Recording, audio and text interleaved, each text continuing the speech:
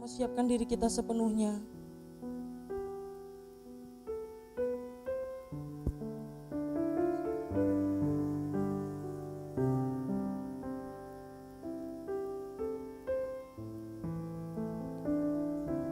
Kita mau sama-sama naikkan pujian kita.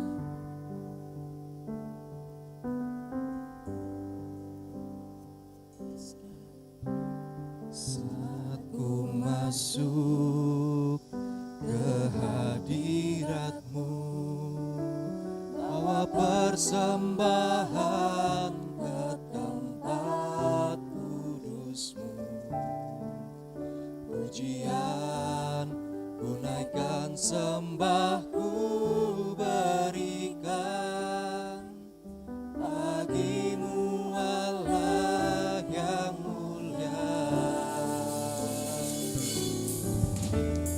Kau layakkan ku menghampiri-Mu, melihat tata kemuliaan-Mu Tuhan.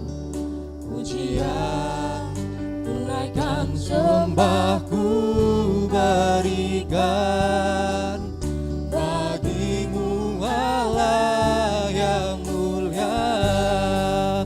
Oleh kuasa darah-Mu, Kau telah tebus dosaku. Kekudusan-Mu melingkupiku, kasih-Mu mengalir memulihkan hidupku. Sungguh besar anugerah-Mu, Kau selamatkan hidupku. Ku menjadi ciptaan yang baru oleh kuasa darah-Mu. Mari kita sama-sama menaikkan pujian kita. Saat ku masuk ke hadirat-Mu, bawa persembahan ke tempat kudus-Mu. Pujian ku naikkan, sembah ku berikan bagi-Mu Allah yang mulia. Kau yang layakkan kami Tuhan. Kau layakkan ku menghampiri-Mu, melihat tata kemuliaan-Mu Tuhan. Pujian ku naikkan, sembah ku berikan bagi-Mu Allah yang mulia. Oleh kuasa darah-Mu, Kau telah tebus dosaku. Kekudusan-Mu melingkupiku, kasih-Mu mengalir memulihkan hidupku.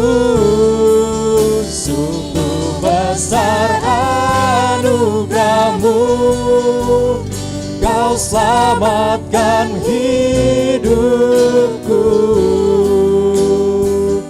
Ku menjadi ciptaan yang baru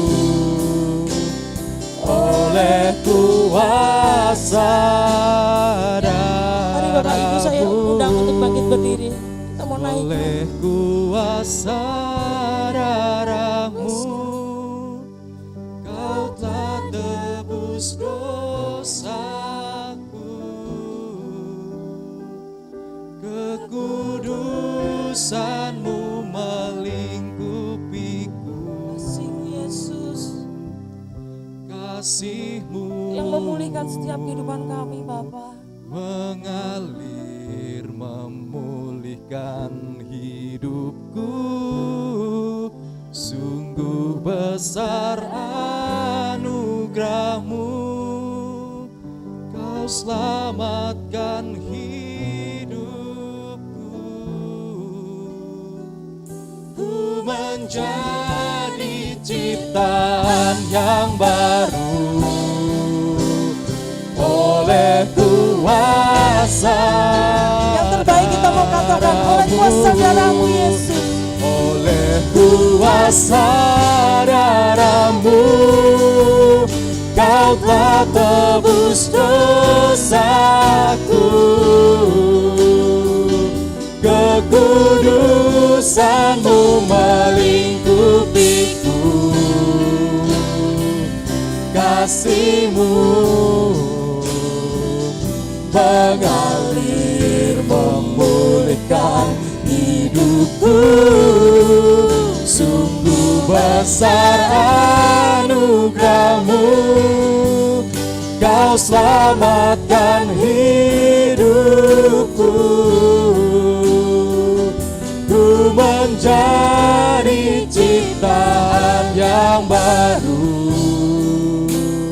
oleh kuasa darah-Mu. Puji Tuhan, Bapak, Ibu, dan Saudaraku, kita berjumpa kembali dalam ibadah online dan kita mengucap syukur kepada Tuhan. Tuhan sungguh baik menyertai kita, memberkati kita hari lepas hari, dan sampai dengan saat ini sebagaimana kita ada itu semua karena anugerah Tuhan. Baik, puji nama Tuhan, Bapak, Ibu, dan Saudaraku, kita akan belajar bersama-sama tentang penuh anugerah dan penuh kebenaran. Kita buka dalam Injil Yohanes 1 ayat 14 sampai dengan yang ke-16. Injil Yohanes 1 ayat 14 sampai dengan yang ke-16. Firman itu telah menjadi manusia dan diam di antara kita. Dan kita telah melihat kemuliaannya, yaitu kemuliaan yang diberikannya sebagai anak tunggal Bapa, penuh kasih karunia dan kebenaran. Yohanes memberi kesaksian tentang dia dan berseru katanya, inilah dia yang kumaksudkan ketika aku berkata, kemudian daripadaku akan datang dia yang telah mendahului aku, sebab dia telah ada sebelum aku. Karena dari kepenuhannya kita semua telah menerima kasih karunia demi kasih karunia. Amin.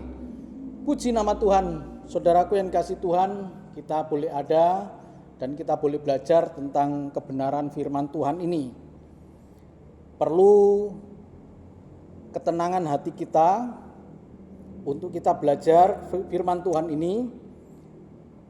Memang agak sulit, tetapi kita dengan hikmat Tuhan kita akan sama-sama belajar. Firman itu telah menjadi manusia dan diam di antara kita, dan kita telah melihat kemuliaannya, yaitu kemuliaan yang diberikannya kepadanya sebagai anak tunggal Bapa. Anak tunggal Bapa. Artinya tidak ada anak yang lain selain dia. Allah Bapa, Allah Anak, dan Allah Roh Kudus. Anak tunggal Bapa ini penuh kasih karunia dan kebenaran. Saya ingin mengajak kita untuk kembali ya kepada misi gereja kita, yaitu menjadi manusia Allah. Masih ingat ya, untuk menjadi manusia Allah. Nah, untuk mewujudkan kita menjadi manusia Allah itu, salah satunya adalah kita mengenal anak tunggal Bapa ini. Anak tunggal Bapa yang penuh dengan kasih karunia. Kita belajar pribadi Tuhan Yesus ini yang penuh dengan kasih karunia, yang penuh dengan anugerah. Full of grace and full of truth. Jadi penuh dengan kasih karunia, tetapi penuh juga dengan kebenaran. Saya coba membuat satu gambaran di sini Bapak Ibu ya. Jadi kalau kita lihat anugerah, saya kasih tanda panah itu ada anugerah, penuh dengan anugerah, dan kemudian di bagian sini juga ya, ini tanpa anugerah tapi ada kebenaran. Jadi Tuhan Yesus datang menjadi manusia, walaupun dia dalam bentuk manusia 100%, ya, dia mengosongkan diri, bukan berarti dia bukan Allah. Dia tetap Allah, tetapi Allah, keberadaan Allah yang tidak harus dipertahankan sebagai manusia. Dia tetap Allah. Penuh kasih, karunia, dan kebenaran. Nanti kita refleksikan pribadi Tuhan Yesus ini apakah ada di dalam kehidupan kita sebagai orang percaya. Jadi kalau tadi dikatakan penuh anugerah dan kebenaran itu di bagian sini ya. Nanti akan kita lihat ya. Tetapi ada orang yang hidup tanpa anugerah. Jadi anugerah itu adalah memahami pemberian dari Allah tentang keselamatan hidup kita. Tentang keselamatan hidup kita. Ditambah dengan kebenaran hidup kita. Jadi ada orang yang hidup tanpa anugerah, tetapi dia penuh dengan kebenaran. Ya. Ini adalah orang yang hidup dalam moralitas. Hidup baik, hidup benar. Dia tidak menolak Tuhan Yesus. Dia percaya kepada Tuhan Yesus tapi bukan menjadi pengikut Tuhan. Saya percaya ada begitu banyak orang yang tidak menolak Tuhan Yesus. Tetapi dia tidak hidup dalam anugerah Tuhan. Tadi saya katakan di bagian awal pelajaran hari ini butuh keredupan hati kita. Kita tenangkan diri kita. Dan ini mungkin juga orang Kristen Bapak Ibu. Yang sesungguhnya sudah menerima anugerah tetapi tidak memanfaatkan anugerah itu. Dia adalah hidup dalam kebenaran, dalam kebaikan, tanpa menghargai korban Kristus. Tetapi ada juga orang di luar, ya, orang di luar sangat banyak sekali yang tanpa anugerah tetapi dia hidup dalam kebenaran. Sementara Tuhan Yesus tadi, firman Tuhan berkata di dalam ayat yang ke-14, dia sebagai anak tunggal Bapa, penuh kasih karunia dan kebenaran. Jadi Yohanes melihat diberi hikmat oleh Tuhan untuk menyampaikan ini, dan dia memberikan kesaksian bahwa dia berjumpa dengan anak tunggal Bapa ini, merasakan penuh kasih karunia dan kebenaran. Ada juga orang yang ada anugerah, punya anugerah, tetapi tanpa kebenaran.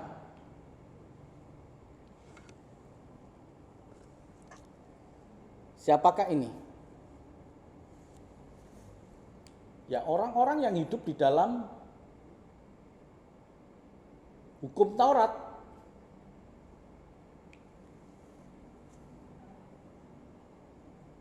Segala sesuatu yang dia lakukan mendatangkan keselamatan. Dia percaya itu, tapi tidak membawa kepada kebenaran. Tuhan Yesus datang, dalam Injil Matius 5 itu dikatakan, aku datang bukan untuk meniadakan hukum Taurat, yang Tuhan Yesus tiadakan itu adalah hukum Musa. Hukum Taurat itu pada hakikatnya adalah 10 perintah Allah itu, dan sampai dengan sekarang ini tidak Tuhan Yesus hapuskan. Masih berlaku. Jangan ada ilah lain, jangan menyembahnya, jangan menyebut nama Tuhan dengan sia-sia. Kuduskanlah hari Tuhan. Tuhan tidak hapuskan semuanya itu. Hormatilah ibu bapamu, Tuhan tidak hapuskan. Sampai kepada jangan mencuri, jangan berzina, jangan mengingini hak orang lain. Tuhan tidak hapuskan itu. Yang Tuhan hapuskan, yang Tuhan perbaiki, yang Tuhan koreksi adalah tentang hukum Musa. Yaitu penjelasan-penjelasan urean-urean dari 10 perintah Allah ini yang akhirnya mengandung 613 perintah. Nah itu Bapak Ibu dan Saudaraku. Ini anugerah, tetapi tidak mendatangkan kebenaran. Hidup bukan dalam kebenaran. Punya anugerah.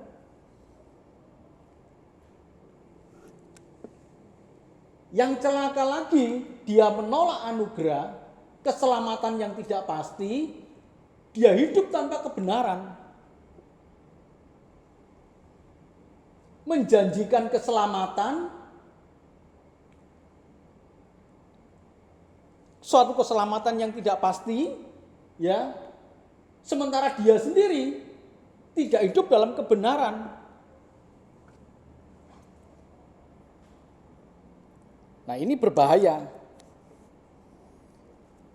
Sementara Tuhan Yesus datang sebagai anak tunggal Bapa dalam full kebenaran, penuh dengan kebenaran, dan penuh dengan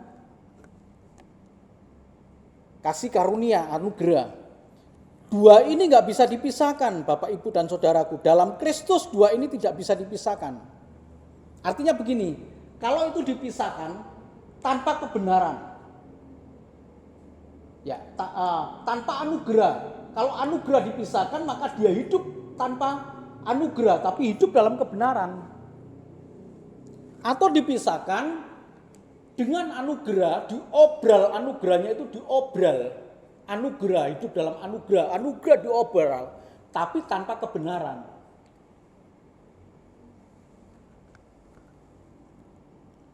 Kan sering kita menjumpai juga orang-orang yang penuh dengan anugerah gitu ya. Penuh dengan anugerah, memberikan pengampunan, diobral pengampunan. Ini dapat kita lihat ini ya. Karena ada juga aliran yang hipergrace gitu ya. Selalu berbicara tentang anugerah Tuhan, tapi tidak hidup dalam kebenaran. Saya pernah menonton satu khotbah dan dia katakan bahwa mengikut Tuhan itu penuh dengan berkat. Mengikut Tuhan itu penuh dengan anugerah, diselamatkan. Tetapi dia menolak pikul salib. Dia katakan di dalam khotbahnya itu, bisa Bapak Ibu cek ya di YouTube itu ya. Orang Kristen itu nggak mungkin menderita. Jadi kalau ada hamba Tuhan yang berkata, kata dia ini, kalau ada hamba Tuhan yang berkata menderita, orang Kristen itu menderita pikul salib, dia sedang mengutuki dirinya sendiri untuk bisa menderita. Wah, ini apalagi ini? Dia hidup dalam anugerah tanpa kebenaran. Nah, kalau ini ya anugerah kemudian tanpa kebenaran, orang bisa merasakan, menikmati keselamatan, merasa yakin keselamatan, tapi tidak mengerjakan keselamatan itu dengan rasa takut dan gentar ini tanpa kebenaran. Nah sebaliknya kalau kita pisahkan ya, kan Tuhan Yesus tadi anugerah dan kebenaran tidak bisa dipisahkan. Dia bawa anugerah, dia bawa karya keselamatan ditambah dengan keteladanan hidup yang dikehendaki oleh Allah. Penuh dengan kebenaran. Sementara kalau ada orang yang menolak kebenaran, ya, menolak anugerah tetapi dia hidup benar. Menolak anugerah tetapi dia hidup benar. Gak perlu Kristus, gak perlu salib Kristus. Tapi dia bisa hidup benar. Nah, sekali lagi kekristenan tidaklah demikian. Kalau Tuhan Yesus datang sebagai anak tunggal Bapa, penuh dengan anugerah, kasih karunia dan kebenaran, demikian juga dengan gereja. Orang percaya. Jadi mari pada saat ini kita belajar. Seorang perempuan berzina, yang kita sudah tahu ceritanya, tapi saya coba ulang ya, hanya beberapa ayat. Bapak Ibu bisa membaca ayat 1 sampai dengan ayat yang ke-11 dari Injil Yohanes pasal 8, kisah mengenai perempuan yang berzina. Saya hanya beberapa bagian saja.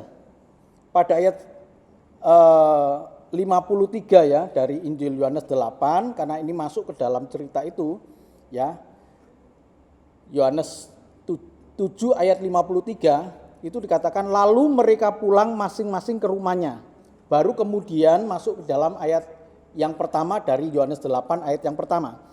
Tetapi Yesus pergi ke Bukit Zaitun pagi-pagi benar, ia berada lagi di bait Allah dan seluruh rakyat datang kepadanya, ia duduk dan mengajar mereka. Ayat 3. Maka ahli-ahli Taurat dan orang-orang Farisi membawa kepadanya seorang perempuan yang kedapatan berbuat zina. Siapa yang dibawa oleh ahli-ahli Taurat ini? Perempuan. Lalu kemana laki-lakinya? Tidak tahu. Dibebaskan oleh mereka. Ini pagi-pagi mereka datang, lalu apa yang diperbuat oleh mereka? Ya paling tidak mengintip dulu, mengintip perzinahan ini. Setelah itu menangkap basah perempuan ini yang kedapatan berbuat zina. Kata itu yang menunjukkan bahwa mereka tertangkap basah. OTT, operasi tangkap tangan. Seperti yang dilakukan oleh KPK. Jadi ini adalah ahli-ahli Taurat ini.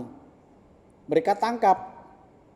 Atau mungkin juga laki-lakinya begitu dalam penggerebekan itu kemudian kabur.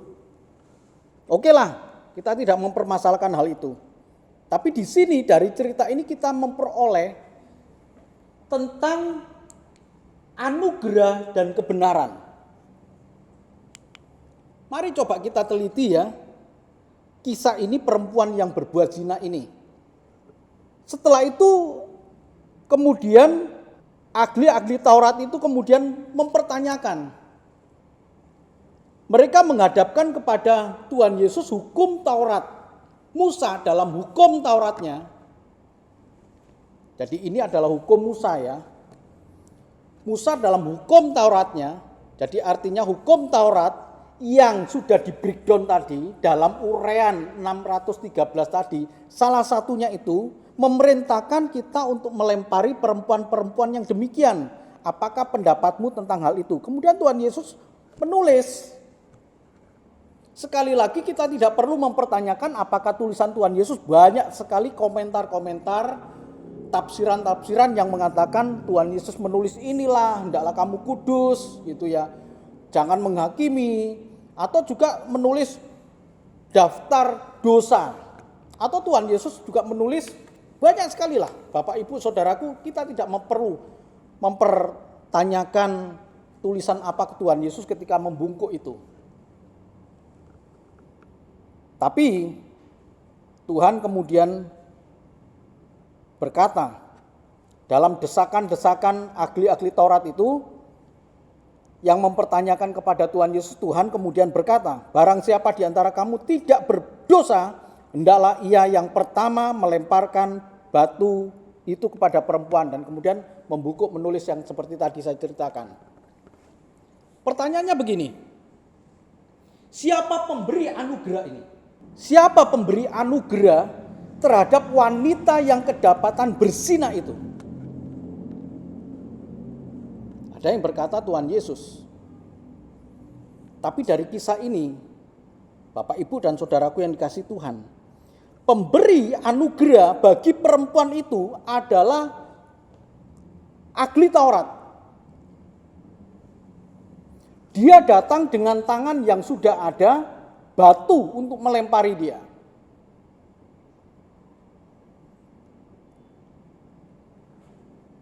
Dimulai dari yang tua, artinya kepala dari ahli Taurat itu. Dialah pemberi anugerah bagi perempuan itu.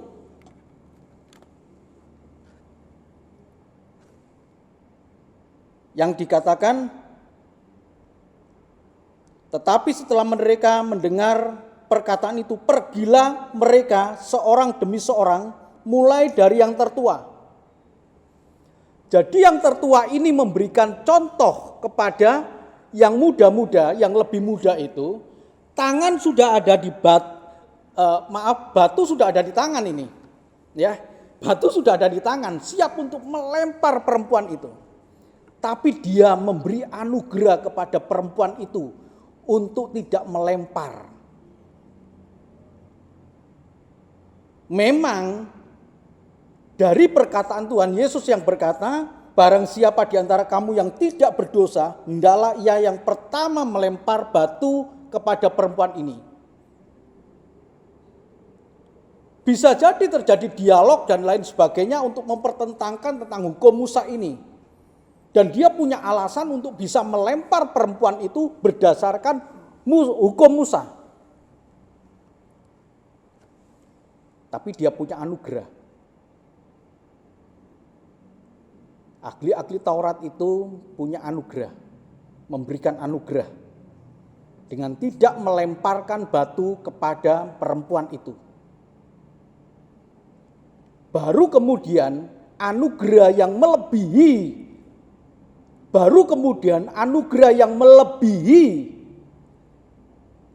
anugerah yang diberikan oleh ahli-ahli Taurat, yaitu Tuhan Yesus.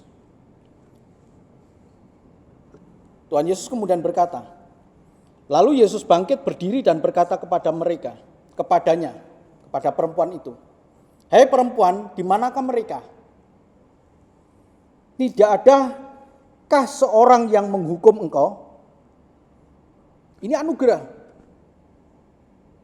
Artinya begini, perempuan, engkau sudah mendapatkan anugerah dari ahli-ahli Taurat. Tidak adakah dari mereka yang menghukum engkau? Jawabnya, tidak ada Tuhan. Anugerah ini. Lalu kata Yesus, aku pun tidak menghukum engkau. Kita perhatikan di bagian ini. Kenapa anugerah Tuhan itu melebihi daripada anugerah ahli-ahli Taurat itu? Aku pun tidak menghukum engkau. Pergilah dan jangan berbuat dosa lagi mulai dari sekarang. Kenapa Tuhan Yesus katakan di bagian akhir, pergilah dan jangan berbuat dosa lagi mulai dari sekarang? Sebab perempuan itu dengan Tuhan Yesus tidak mungkin selalu berdampingan. Ada masanya dia terpisah dengan Tuhan Yesus. Andai kata terpisah dengan Tuhan Yesus dan dia berbuat dosa lagi dan ketangkap lagi, maka tidak ada yang membela seperti kejadian ini. Maka ketika dia pergi dan berbuat dosa lagi, saat itulah dia tidak memperoleh anugerah lagi. Jadi Bapak, Ibu, dan saudaraku yang kasih Tuhan, siapa pemberi anugerah terbesar? Dia adalah Tuhan Yesus. Sehingga dikatakan, pergilah dan jangan berbuat dosa lagi. Kalau engkau berbuat dosa lagi, akan mengalami hal yang sama dan engkau akan mati. Tuhan sedang menyelamatkan di situ, menyelamatkan kematian. Ini anugerah. Sama seperti Bapak, Ibu, dan saudaraku, kalau ditolong oleh seseorang, ketika rumah kebakaran, kemudian orang itu dalam keadaan maut, kemudian ada orang yang kemudian menolong Sumber anugerah ini adalah penolong itu, mungkin pemadam kebakaran, dialah sumber penolong yang menyelamatkan. Itulah anugerah.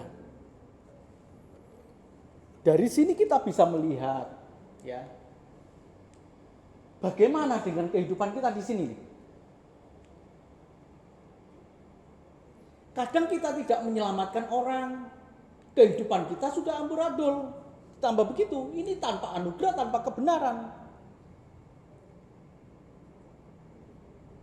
Atau kita tidak menolong orang, tapi kita hidup egois dengan kebenaran ini.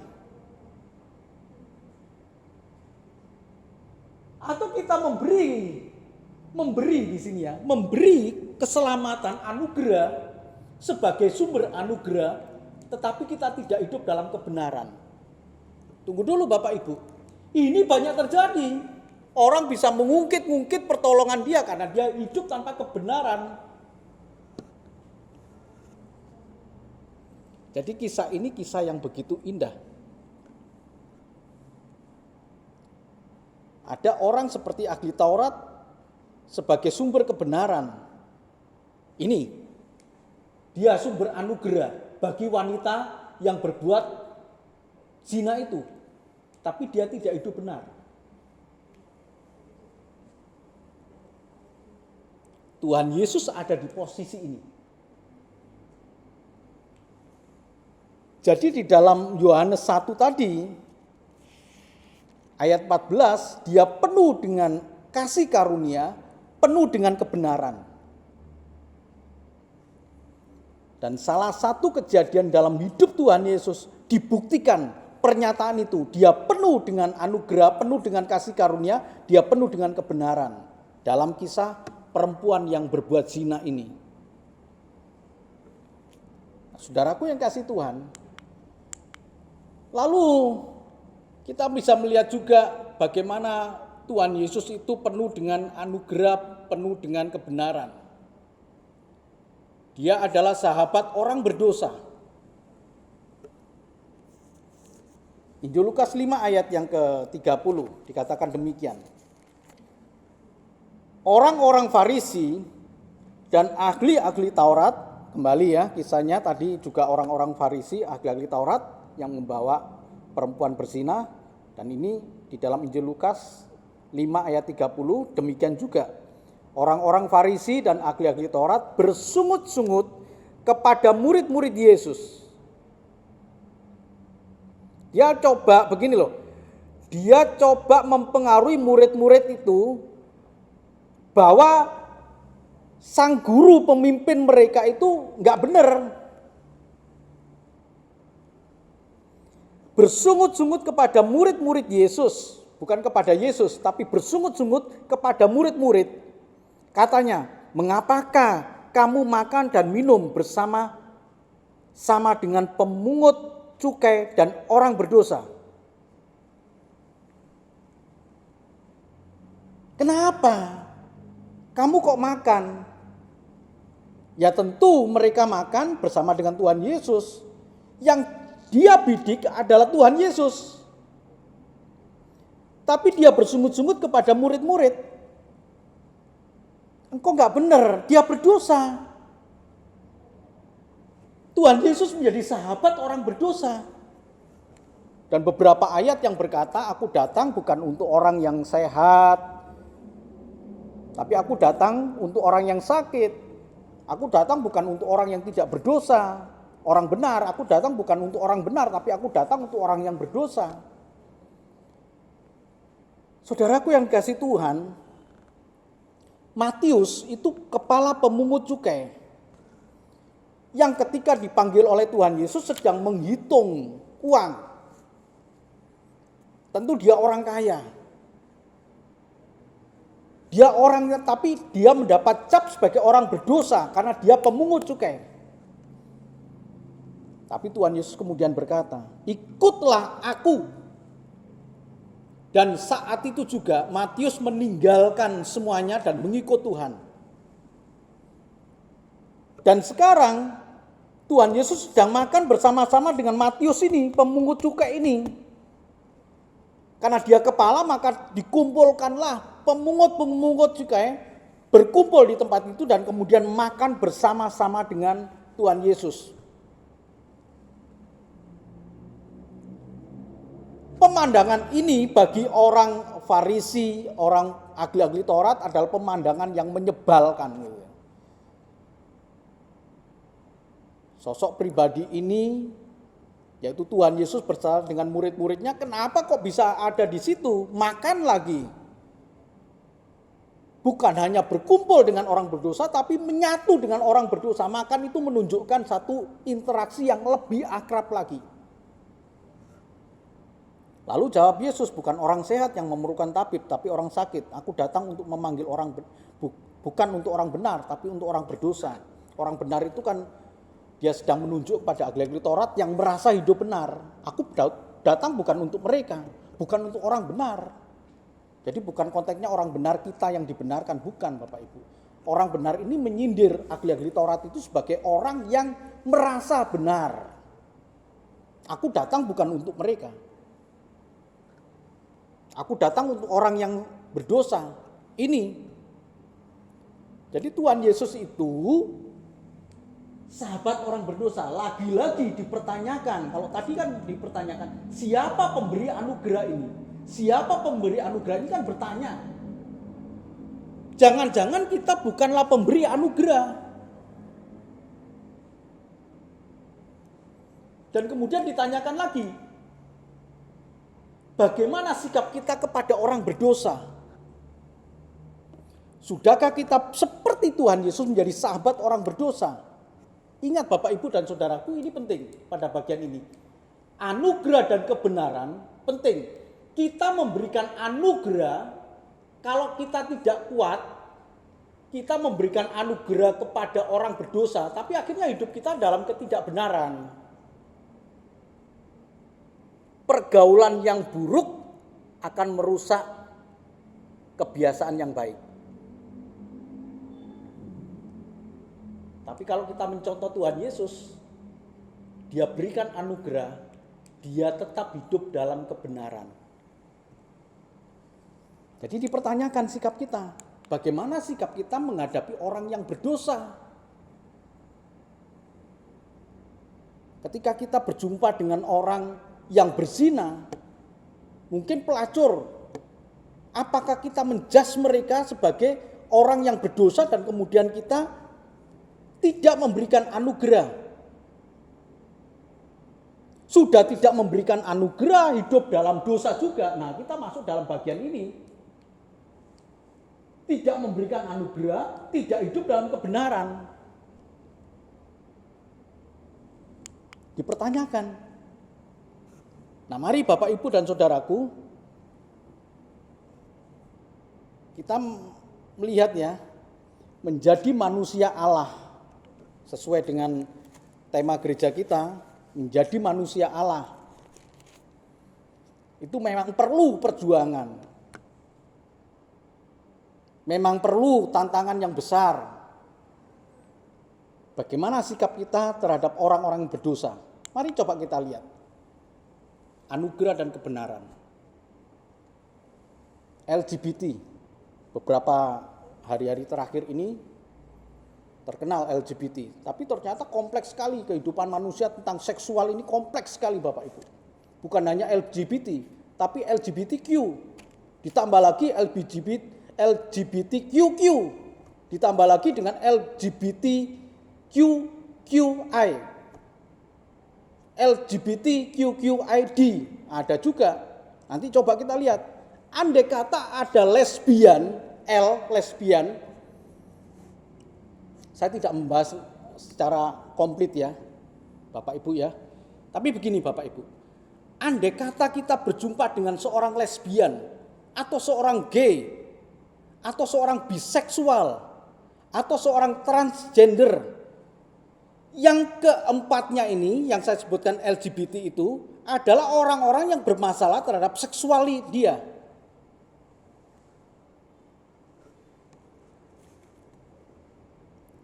Andai kata dia ke gereja kita, saya memang sangat mengharapkan gereja kita terbuka dan menjadi tempat yang nyaman bagi mereka.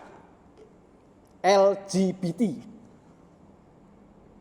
ada seorang lesbian, ada seorang gay, ada seorang biseksual, dan ada seorang transgender. Andai kata dia masuk dan kemudian beribadah di tempat ini, apa sikap kita? Apakah kita seperti Tuhan Yesus, menjadi sahabat orang berdosa?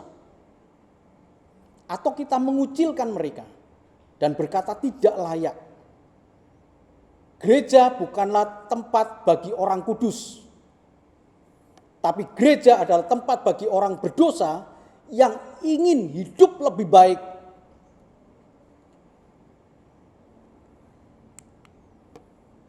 Termasuk lesbian, gay, biseksual atau transgender ini.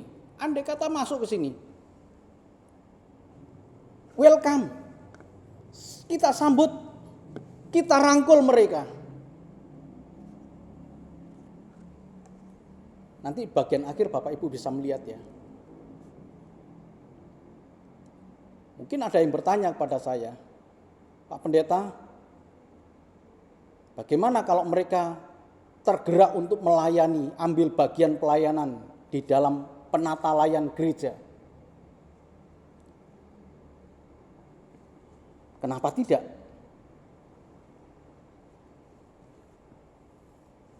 Kalau ada seorang lesbian, ayo mari, ambil bagian yang bisa engkau bisa ambil, asal penuh dengan sukacita. Kalau ada seorang gay yang datang ke sini dan kemudian beribadah, merasa nyaman di tempat ini, dan kemudian dia berkata, Pak Pendeta, saya ingin ikut pelayanan. Mari silakan bersama-sama kita melayani Tuhan.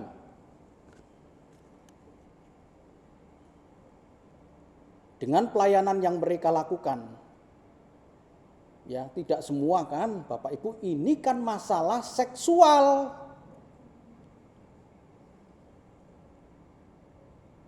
Kan kita tidak selalu berpikir tentang seksual.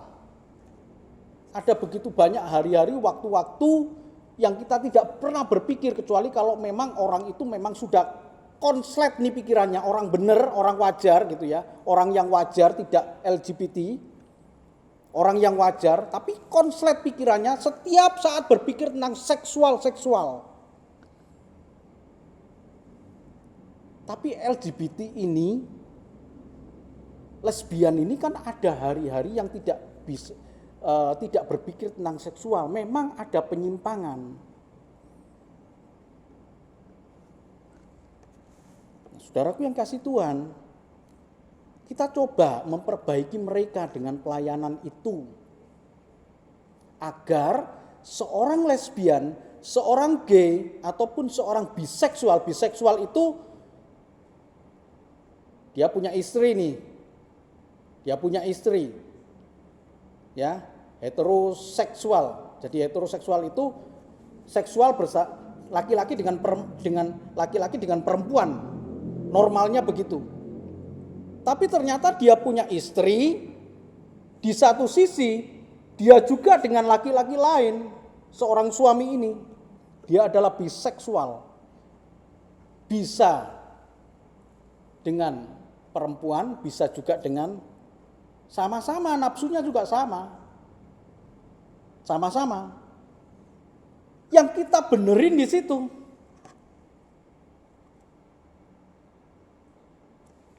Kenapa tidak? Harus menjadi berkat. Begitu pula dengan apa di sini ya? Saya tidak bahas semuanya ya Bapak Ibu ya. Ini kan apa ya, queer ya, artinya nggak jelas itu. Dia tidak mau jati dirinya itu, nggak tahu saya gitu loh.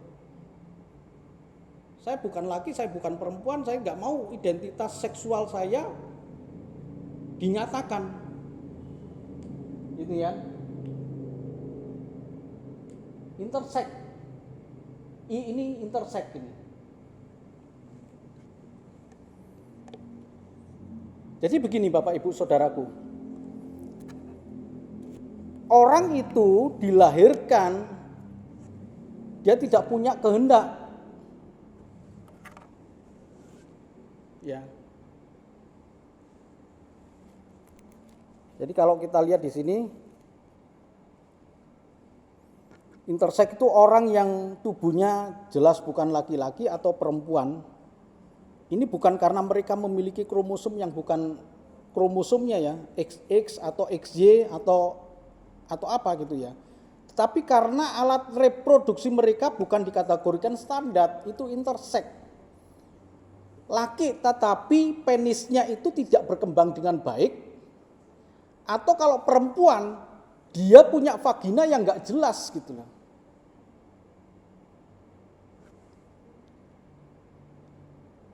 Tapi kromosom yang jelas bahwa saya ini laki-laki gitu. Atau kromosom perempuan XX itu, bukan XY. Kromosomnya jelas. Hanya karena alat reproduksi, alat kelaminnya itu tidak jelas, intersex ini. Tapi ada juga yang di sini ya. Di sini adalah digiseksual. Digiseksual artinya digital, itu orang yang nafsu ya. Sekarang mulai ngetren loh Bapak Ibu dan Saudaraku ya. Orang yang punya suami ya, punya suami dengan patung. Orang yang punya istri dengan patung. Jadi patung kemudian dijadikan istri, dia ada prosesinya juga pernikahan dia, tapi dia dengan patung. Atau dengan apa saja yang dia jadikan pasangan hidup dan dia merasakan kepuasan seksual. Kalau dia datang ke sini bagaimana? Kalau ada di tempat ini, kita coba menuntun mereka agar tidak mengekspresikan kelainan ini menjadi satu kebiasaan.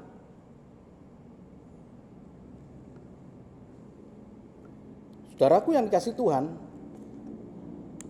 Tuhan Yesus begini, semua manusia itu adalah gambar Allah. Semua manusia gambar Allah. Dilahirkan dalam anugerah Tuhan, terlepas dari mereka sempurna seperti kita, mereka juga sempurna. Anugerah Tuhan. LGBT pun juga begitu.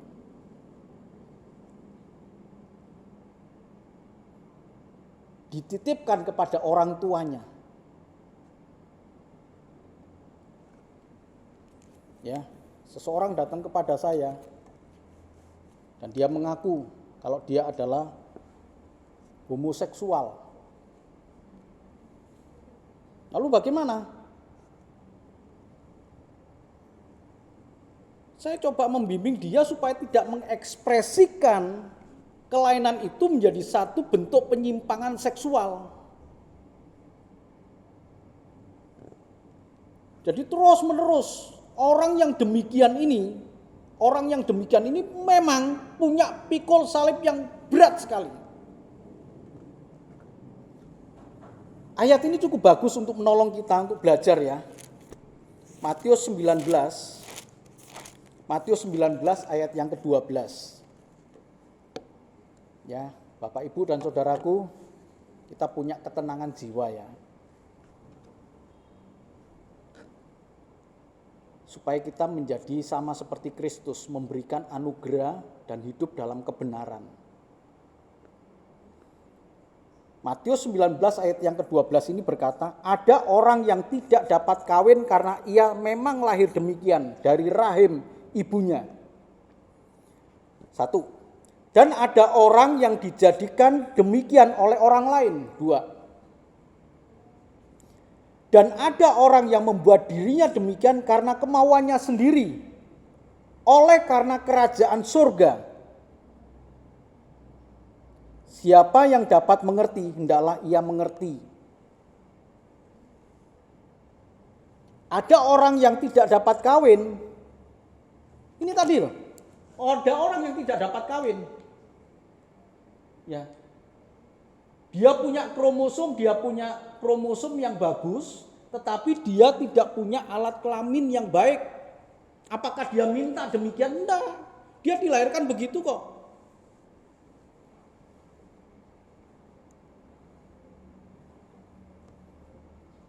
Ada banyak penyimpangan-penyimpangan yang dia tidak kendaki.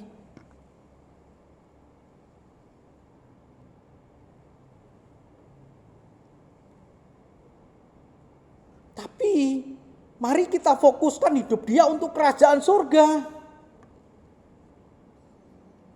Bukan mengumbar penyimpangan ini menjadi satu nafsu seksual dia. Itu yang dimaksud dengan percabulan. Dan firman Tuhan berkata tidak masuk dalam kerajaan Allah. Kita tahan dia supaya masuk ke dalam kerajaan Allah. Ada orang yang tidak dapat kawin karena ia memang lahir demikian. Bukankah ini mas semua ini? Ada begitu banyak penyimpangan. Atau karena orang lain. Dia korban homoseksual dan akhirnya dia menjadi homoseksual. Karena orang lain. Ada juga yang memang dia membuat dirinya yang memang demikian, membuat dirinya demikian. Ya itu yang disebut sebagai sida-sida. Dikebiri dengan kesadaran, aku dikebiri gitu ya. Supaya saya tidak punya nafsu maka dikebiri. Itu membuat dirinya sendiri. Tapi Tuhan Yesus berkata, semuanya itu hendaklah masuk ke dalam fokusnya kepada kerajaan Allah. Penyimpangan-penyimpangan ini tidak bisa kita biarkan mereka masuk ke dalam kebinasaan. Tuhan Yesus menjadi sahabat mereka. Tuhan Yesus menjadi sahabat orang berdosa, maka kita pun juga menggunakan karakter Kristus dalam hidup kita. Tentu dengan kalau mereka terlibat di dalam pelayanan kita, tentu dalam batas-batas yang bisa diterima Bapak Ibu. Bukan terus mengajar sekolah minggu gitu ya, teaching, bukan. Tapi dia bisa menjadi penerima tamu, dia bisa menjadi kolektan, dia bisa menjadi pendoa, dia bisa bermain musik, banyak sekali yang bisa diambil sesuai dengan keinginan mereka, kesukaan mereka. Jadi gereja kita terbuka. Sampaikan kalau ada seorang yang lesbian, seorang gay, seorang biseksual, seorang transgender, GBT.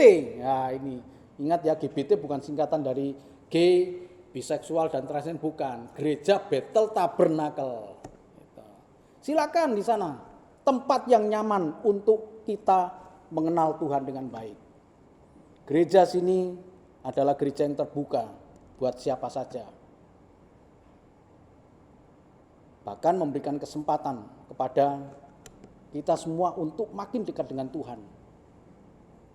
Tidak perlu menunggu sempurna terlebih dulu, tapi dengan pelayanan kita menuju kepada kesempurnaan. Dalam keadaan orang berdosa datang melayani Tuhan, pelayanan itu yang akan membawa kesempurnaan. Bukan harus menunggu sempurna dulu baru melayani. Tidak, bukan demikian. Gereja sini seperti Yesus. Harus memberikan anugerah, harus memberikan full kebenaran. Itulah Bapak Ibu dan Saudaraku. Semua manusia itu gambar Allah. Enggak layak kita untuk menjudge mereka, untuk menghakimi mereka. Engkau tidak layak. Seorang lesbian, seorang gay maupun seorang DJ seksual, orang yang penyimpangan seksual itu, dia adalah gambar Allah. Yang harus kita tolong, yang harus kita penuh dengan kasih merangkul mereka. Jadi perempuan Samaria di dalam kisah Yohanes 4 ayat 21 sampai dengan 26 yang Tuhan Yesus berbicara dengan perempuan Samaria dan kemudian dia katakan, beri aku air minum. Dan kemudian perempuan Samaria ini kaget karena tahu bahwa Tuhan Yesus itu adalah orang Yahudi. Beri aku air minum, kan nggak boleh. Artinya Tuhan sedang membuka pembicaraan dengan perempuan itu untuk mengerti tentang anugerah yang Tuhan berikan. Jadi perempuan itu kemudian menerima anugerah. Ya, kalau kita baca di dalam Injil Yohanes 4 itu kisah mengenai perempuan Samaria, dia menerima anugerah. Tapi tidak sampai di situ, akhirnya dia pun juga menjadi anugerah bagi orang lain dan berkata, "Aku sudah berjumpa dengan Mesias." Yohanes 4 ya. Aku sudah berjumpa dan akhirnya orang sekota itu datang berjumpa dengan Tuhan Yesus. Ayat yang ke-40 sampai dengan 42 dikatakan demikian. Ya ayat 39, maaf Bapak Ibu ya. Ayat 39 sampai dengan ayat yang ke-42. Dan banyak orang Samaria dari kota itu telah menjadi percaya kepadanya karena perkataan perempuan itu. Yang bersaksi, ia mengatakan kepadaku segala sesuatu yang telah kuperbuat. Ketika orang-orang Samaria itu sampai kepada Yesus, mereka meminta kepadanya supaya ia tinggal pada mereka. Dan ia pun tinggal di situ 2 hari lamanya. Dan lebih banyak lagi orang yang menjadi percaya karena perkataannya, perkataan Tuhan Yesus. Ayat 42 kemudian berkata, dan mereka berkata kepada perempuan itu, kami percaya tetapi bukan lagi karena apa yang kau katakan, sebab kami sendiri telah mendengar dia dan kami tahu bahwa dialah benar-benar juru selamat dunia. Ini luar biasa.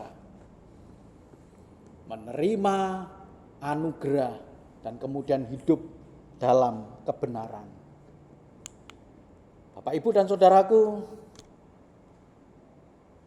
terima kebenaran, terima anugerah Tuhan untuk kita bisa menjadi anugerah dan kebenaran bagi orang lain. Tuhan Yesus memberkati. Amin.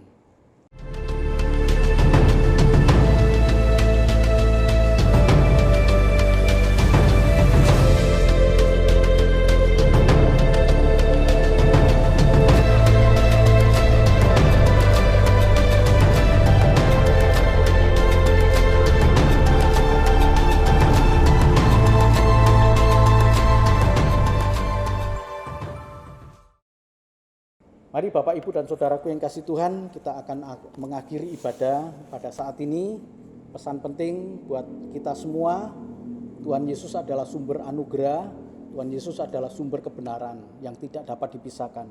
Demikian juga dengan kita. Kita hidup seperti Tuhan Yesus. Mari kita satu dalam doa. Bapa, kami bersyukur kepada Engkau Tuhan. Banyak hal yang harus kami kerjakan untuk kami perbaiki kehidupan kami ini Tuhan. Kami bersyukur pada saat ini memperoleh kebenaran firman-Mu Tuhan. Kami sangat mengasihi semua orang karena semua orang adalah gambar Allah. Terima kasih ya Bapa, terima kasih. Kami bersyukur kepada Engkau Tuhan buat kebenaran-Mu. Terima kasih Tuhan. Dan sebentar kami akan hidup dalam keseharian kami dengan aktivitas kami. Kami bawa berkat-berkat Engkau Tuhan. Bapak, Ibu, dan Saudaraku yang sangat dikasihi Tuhan, terimalah berkat dan anugerah dari Allah Bapa di surga, kasih dan cinta Tuhan kita Yesus Kristus anak yang tunggal, dan penghiburan kekuatan dari kuasa Roh Kudus menyertai kita mulai saat ini, esok, bahkan sampai Maranatha. Tuhan Yesus datang menjemput kita. Terpujilah Engkau Tuhan, Allah yang besar, Allah yang maha baik, Allah yang mengasihi kami. Engkau juga Allah yang memberkati kami, Allah yang melindungi kami, dan Engkau adalah Allah yang menyinari kami dengan wajah-Mu Tuhan dan memberikan kepada kami kasih karunia. Engkau Allah yang menghadapkan wajah-Mu kepada kami dan memberikan damai sejahtera. Kami sungguh bersyukur kepada Engkau Tuhan buat segala berkat-berkat-Mu, penyertaan-Mu, kasih setia Engkau Tuhan. Juga untuk bangsa dan negara kami ini Tuhan, Engkau memberkati bangsa ini Tuhan. Tempat di mana kami berada, kota di mana kami tinggal, Engkau juga memberkati. Kami berdoa buat kota kami Tuhan, buat lingkungan kami, damai sejahtera Tuhan kami Yesus Kristus menyertai tempat kami, lingkungan kami. Terima kasih ya Bapa, terima kasih. Segala puji syukur, hormat, kemuliaan bagi-Mu Dalam nama Tuhan kami Yesus Kristus, kami sudah berdoa dan mengucap syukur. Semua yang percaya mengatakan amin. Tuhan Yesus memberkati. Terima kasih Bapak Ibu. Sampai jumpa pada ibadah-ibadah selanjutnya. Terima kasih juga buat persembahan khusus maupun persembahan persepuluhan yang mendukung kami dalam pelayanan di ladang Tuhan. Tuhan Yesus memberkati. Amin.